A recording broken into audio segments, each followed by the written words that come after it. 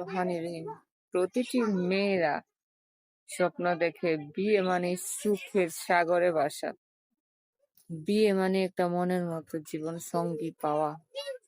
যা বলবে তাই শুনবে, যা করতে বলবে তাই করবে, যেন সে জান্নাতটা হাতে পেয়ে গেল। এরকম একটা স্বপ্ন দেখে।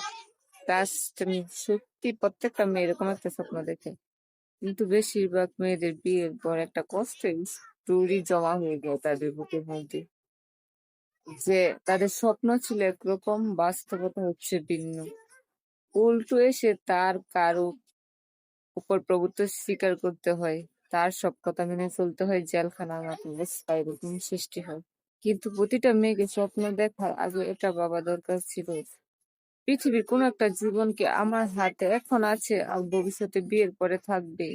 এই স্বপ্ন দেখাটাই শুধু ভুল।